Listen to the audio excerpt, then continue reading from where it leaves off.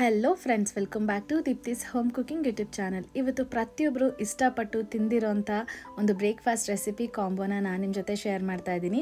ಅದು ಯಾವುದು ಅಂತಂದರೆ ಇಡ್ಲಿ ವಡೆ ಸಾಂಬಾರ್. ಇವತ್ತಿಗೂ ಕೂಡ ಎಷ್ಟೊಂದು ಜನ ಇಡ್ಲಿ ವಡೆ ಸಾಂಬಾರು ತಿನ್ನೋಕ್ಕೆ ಅಂತಲೇ ಹೋಟೆಲ್ಗೆ ಹೋಗ್ತಾರೆ ಅಲ್ವಾ. ಸೊ ಅಂಥವ್ರಿಗೆ ಮನೇಲೇ ನೀವು ಅದೇ ಟೇಸ್ಟ್ನ ಮಾಡಿಕೊಟ್ಟು ನೋಡಿ ತುಂಬ ಖುಷಿ ಪಡ್ತಾರೆ. ಸೊ ಬನ್ನಿ ಆ ಥರ ಒಳ್ಳೆ ಹೋಟೆಲ್ ಸ್ಟೈಲ್ ಇಡ್ಲಿ ವಡೆ ಸಾಂಬಾರು ಹೇಗೆ ಮಾಡೋದು ಅಂತ ನೋಡೋಣ. ಇಲ್ಲಿ ಒಂದು ಕುಕ್ಕರ್ಗೆ ನಾನು 1 ಕಪ್ ಅಷ್ಟು ತೊಗರಿಬೇಳೆನ ವಾಶ್ ಮಾಡಿಬಿಟ್ಟು ಸೇರಿಸ್ಕೊಳ್ತಾ ಇದ್ದೀನಿ. ಇದಕ್ಕೆ 2 ಕೈ ಹಿಡಿಯಷ್ಟು ಸಣ್ಣಿರುಳ್ಳಿನ ಸೇರಿಸ್ಕೊಳ್ತಾ ಇದ್ದೀನಿ. ಇದಕ್ಕೆ ದಪ್ಪಿರುಳ್ಳಿ ಅವಾಯ್ಡ್ ಮಾಡಿ ಆದಷ್ಟು ಸಣ್ಣಿರುಳ್ಳಿನೇ ಹಾಕ್ಕೊಳ್ಳಿ. ಜೊತೆಗೆ ಒಂದು 3 ಮೀಡಿಯಮ್ ಸೈಜ್ ಟೊಮ್ಯಾಟೊನ ರಫಾಗಿ ಚಾಪ್ ಮಾಡಿಬಿಟ್ಟು ಹಾಕ್ತಾ ಇದ್ದೀನಿ. ಒಂದು 1/4 ಟೀ ಸ್ಪೂನ್ ಅಷ್ಟು ಅರಿಶಿನ ಪುಡಿ, ಒಂದು ಸ್ವಲ್ಪ ಉಪ್ಪು ಮತ್ತು 1 ಸ್ಪೂನಷ್ಟು ಎಣ್ಣೆ, ಒಂಚೂರು ಎಣ್ಣೆ ಹಾಕಿಬಿಟ್ಟು ಇದಕ್ಕೆ ಎಷ್ಟು ಬೇಕೋ ಅಷ್ಟನ್ನು ನೀರನ್ನ ಸೇರಿಸ್ಬಿಟ್ಟು ಇದನ್ನು ವಿಜಿಲ್ ಕೂಗಿಸ್ಕೋಬೇಕಾಗುತ್ತೆ. ನೀವು ನಾರ್ಮಲಾಗಿ ಬೇಳೆ ಬೇಯಲಿಕ್ಕೆ ಸಾಂಬಾರಿಗೆಲ್ಲ ಮಾಡುವಾಗ ಎಷ್ಟು ವಿಜಿಲ್ ಕೂಗಿಸ್ತೀರೋ 3 ರಿಂದ 4 ವಿಜಿಲ್ ಅಷ್ಟನ್ನೇ ಕೂಗಿಸ್ಕೊಂಡ್ರೆ ಸಾಕಾಗುತ್ತೆ.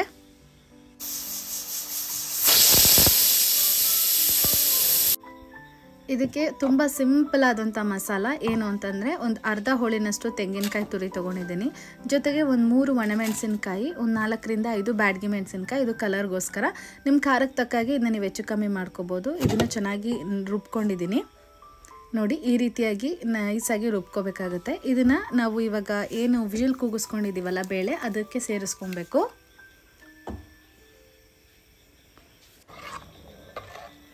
ನೋಡಿ, ಇದನ್ನು ಚೆನ್ನಾಗಿ ಮಿಕ್ಸ್ ಮಾಡಿಕೊಂಡು ಸ್ವಲ್ಪ ನೀರು ಗಟ್ಟಿ ಇತ್ತು ಅಂದರೆ ನಿಮಗೆ ಯಾವ ಹದಕ್ಕೆ ಬೇಕು, ತುಂಬ ತೆಳು ಬೇಕಾ ಅಥವಾ ಸ್ವಲ್ಪ ಗಟ್ಟಿ ಬೇಕಾ, ಅದು ನಿಮ್ಮ ಇಷ್ಟಕ್ಕೆ ಬಿಟ್ಟಿದ್ದು. ಅಷ್ಟು ನೀರು ಸೇರಿಸ್ಕೊಳ್ಳಿ. ಇದಕ್ಕೆ 1 ಟೇಬಲ್ ಸ್ಪೂನಷ್ಟು ನಾನು ಸಾಂಬಾರು ಪುಡಿ ಸೇರಿಸ್ಕೊಳ್ತಾ ಇದ್ದೀನಿ. ಅಂದರೆ ಮನೆಯಲ್ಲಿ ಯೂಸ್ ಮಾಡ್ತೀವಲ್ಲ ಆ ಸಾಂಬಾರು ಪುಡಿ. ಇನ್ನೊಂದು ಸ್ವಲ್ಪ ಉಪ್ಪು ಹಾಕಿಬಿಟ್ಟು ಸ್ವಲ್ಪ ಬೆಲ್ಲದ ಪುಡಿನ ಸೇರಿಸ್ಕೊಳ್ತಾ ಇದ್ದೀನಿ. ನೀವು ಬೆಲ್ಲ ಕೂಡ ಸೇರಿಸ್ಕೊಬೋದು.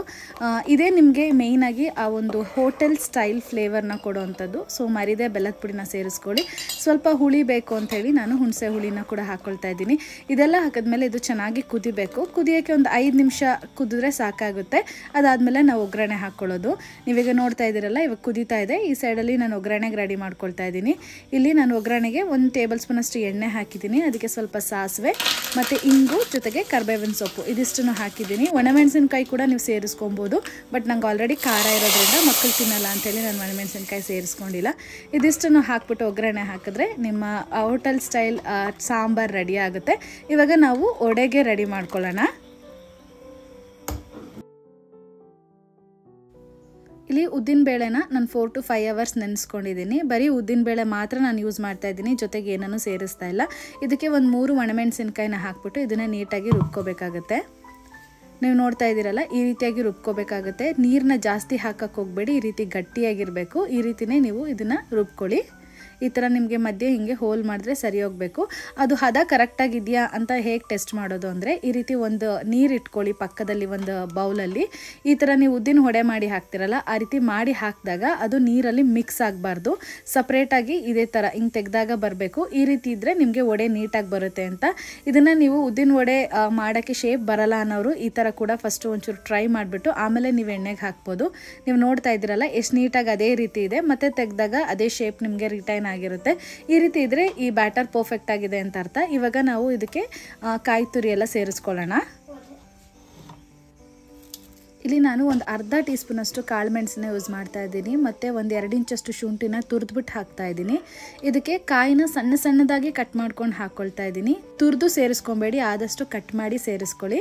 ಜೊತೆಗೆ ರುಚಿಗೆ ತಕ್ಕಷ್ಟು ಉಪ್ಪು ಇದಿಷ್ಟನ್ನು ಹಾಕ್ಬಿಟ್ಟು ಚೆನ್ನಾಗಿ ಮಿಕ್ಸ್ ಮಾಡ್ಕೋಬೇಕು. ಇದಕ್ಕೆ ಇನ್ನೂ ಬೇಕಂದರೆ ಜೀರಿಗೆ ಎಲ್ಲ ಸೇರಿಸ್ತಾರೆ. ಬಟ್ ಇದಿಷ್ಟು ಹೋಟೆಲಲ್ಲಿ ನಮಗೆ ಕಾಮನ್ ಆಗಿ ಸೇರಿಸುವಂಥದ್ದು. ಸೊ ನಾನು ಅದಷ್ಟು ಮಾತ್ರ ಸೇರಿಸ್ಕೊಂಡಿದ್ದೀನಿ. ಈಗ ಇದನ್ನ ಚೆನ್ನಾಗಿ ಮಿಕ್ಸ್ ಮಾಡಿದ್ದೀನಿ. ಇವಾಗ ಇದನ್ನ ಎಣ್ಣೆಗೆ ಹಾಕ್ಕೊಳ್ಳೋಣ. ಇದನ್ನು ಯಾವ ಥರ ಹಾಕಬೇಕು ಅಂತ ತೋರಿಸ್ತೀನಿ ನೋಡಿ. ನಿಮಗೆ ಹೋಟೆಲಲ್ಲಿ ದಪ್ಪ ದಪ್ಪ ನಿಮಗೆ ವಡೆಗಳು ಸಿಗುತ್ತಲ್ವ, ಉದ್ದಿನ ವಡೆ, ಆ ರೀತಿ ಮಾಡಬೇಕಂದ್ರೆ ನೀವು ಈ ಥರ ಕೈ ಫುಲ್ಲು ಹಿಂಗೆ ಎತ್ಕೋಬೇಕು. ಮಧ್ಯದಲ್ಲಿ ಹೋಲ್ ಮಾಡಿಬಿಟ್ಟು ಆಮೇಲೆ ಅದನ್ನು ನೀವು ಎಣ್ಣೆಗೆ ಹಾಕಬೇಕು. ತುಂಬ ಚಿಕ್ಕ ಉಂಡೆ ತೊಗೋಬೇಡಿ. ಫುಲ್ ಕೈ ತೊಗೊಂಡು ಈ ಥರ ಹಾಕಿದಾಗ ನಿಮಗೆ ದಪ್ಪದಾಗಿ ನೀಟಾಗಿ ವಡೆ ಶೇಪಲ್ಲಿ ಬರುತ್ತೆ. ಮೇಯ್ನಾಗಿ ಈ ವಡೆ ಮಾಡಬೇಕಂದ್ರೆ ನೀವು ಫ್ಲೇಮ್ನ ಕಂಪ್ಲೀಟಾಗಿ ಲೋ ಅಲ್ಲಿ ಇಟ್ಕೊಂಡೇ ಮಾಡಬೇಕು. ನೀವು ನೋಡ್ತಾ ಇದ್ದೀರಲ್ವ ಎಷ್ಟು ಚೆನ್ನಾಗಿ ಬಂದಿದೆ ಅಂತ. ಜಾಸ್ತಿ ಫ್ಲೇಮ್ ಇಟ್ಕೊಂತು ಅಂತಂದರೆ ಬೇಗ ಹೊರಗಡೆ ಕಲರ್ ಚೇಂಜ್ ಆಗುತ್ತೆ, ಒಳಗಡೆ ಹಿಟ್ಟಾಗೆ ಉಳ್ಕೊಳ್ಳುತ್ತೆ. ಹಾಗಾಗಿ ಲೋ ಫ್ಲೇಮಲ್ಲಿ ಇಟ್ಕೊಂಡು ಮಾಡ್ಕೊಳ್ಳಿ.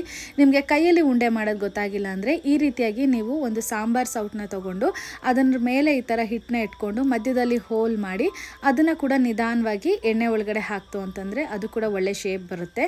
ನಿಮಗೆ ಗೊತ್ತಾಗಲಿ ಅಂತ ನಾನು ಎರಡನ್ನೂ ಕೂಡ ತೋರಿಸಿದ್ದೀನಿ. ನೀವೀಗ ನೋಡ್ತಾ ಇದ್ದೀರಲ್ಲ, ಈ ರೀತಿಯಾಗಿ ನೀವು ಇಟ್ಕೊಂತು ಅಂದರೆ ಇದು ಕೂಡ ಶೇಪ್ ಬರುತ್ತೆ. ನೀವು ಒಂದು 2-3 ಸರಿ ಮಾಡ್ತಾ ಅದು ಆಟೋಮೆಟಿಕ್ಕಾಗಿ ನಿಮಗೆ ಬಂದುಬಿಡುತ್ತೆ.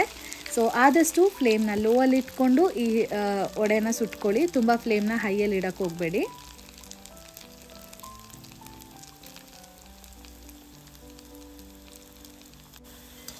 ನೀವು ನೋಡ್ತಾ ಇದ್ದೀರಲ್ಲ ಎಷ್ಟು ಒಳ್ಳೆ ಶೇಪ್ ಬಂದಿದೆ. ಇದು ನಾನು ಇದು ಸಾಂಬಾರ್ ಕೈನ ಯೂಸ್ ಮಾಡಿಕೊಂಡು ಹಾಕಿರುವಂಥ ವಡೆ.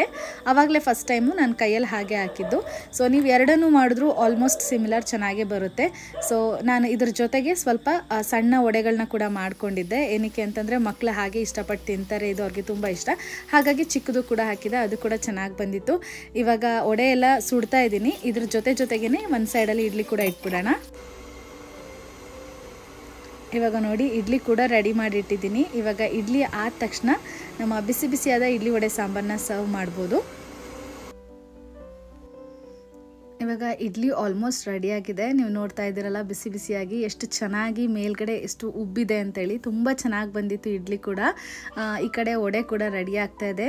ಇವಾಗ ನಾವು ಕ್ವಿಕ್ಕಾಗಿ ಹೋಟೆಲ್ ಸ್ಟೈಲಲ್ಲಿ ಈ ಇಡ್ಲಿ ವಡೆ ಸಾಂಬಾರನ್ನ ಸರ್ವ್ ಮಾಡೋಣ ಬನ್ನಿ.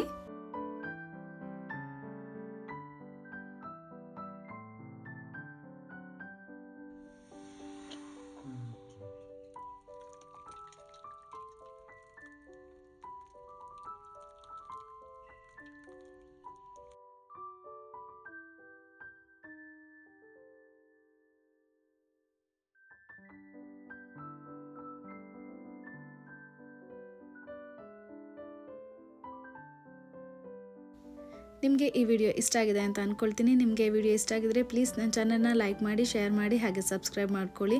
ಆ್ಯಂಡ್ ಪ್ಲೀಸ್ ಮರಿದೆ ಈ ರೆಸಿಪಿನ ಟ್ರೈ ಮಾಡಿ ಹೇಗೆ ಬಂತು ಅಂತ ನನಗೆ ಕಮೆಂಟ್ ಮಾಡಿ.